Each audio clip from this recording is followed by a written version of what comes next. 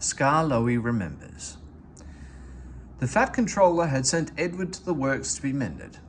Near the workstation, Edward noticed a narrow-gauge engine standing in an open-sided shed. That's Skarloey, he thought. What's he doing there?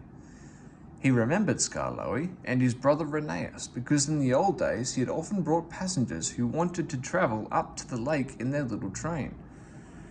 As the men at the works could not mend him at once, Edward asked them to put him on a siding close to Skarloey. Skarloey was pleased to see Edward. The owner has just bought 2 more engines, he said. He told me I was a very old engine and deserved a good rest. He gave me this shed so that I could see everything and not be lonely. But I am lonely all the same, he continued sadly. I miss Rheneas very much. Yesterday, one of the new engines pushed him on a truck, and now he's gone to be mended. I wish I could be mended too and pull coaches again. Have your coaches got names? Asked Edward. Oh yes, there's Agnes, Ruth, Jemima, Lucy and Beatrice. Agnes is proud. She has cushions for first-class passengers. She pities Ruth, Jemima and Lucy, who are third class with bare boards, but they all 4 sniff at Beatrice. Beatrice often smells of fish and cheese, but she is most important, said Skarloey earnestly. She has a little window through which the guard sells tickets. I sometimes leave the others behind, but I always take Beatrice. You must have tickets and a guard, you know. Of course, said Edward gravely. Rheneas and I, continued Skarloey, used to take turns at pulling the trains.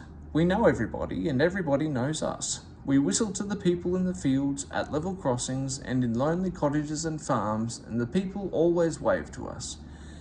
We love passing the school playgrounds at break time, for then the children will always run over to the fence to watch us go by. The passengers always wave because they think the children are waving to them, but we engines know better, of course, said Skarloey importantly. Yes, we do indeed, agreed Edward. We take your tourists to the lake and then get ready to pull the train back. We enjoy the morning journey home because then our friends from the villages come down to do their shopping.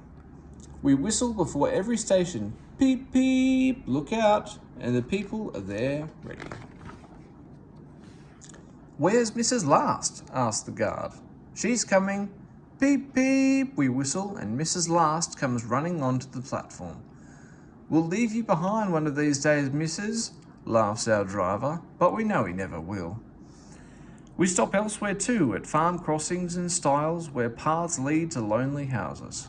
Rheneas and I know all the places very well, and our driver used to say that we would stop even if he didn't put on the brakes.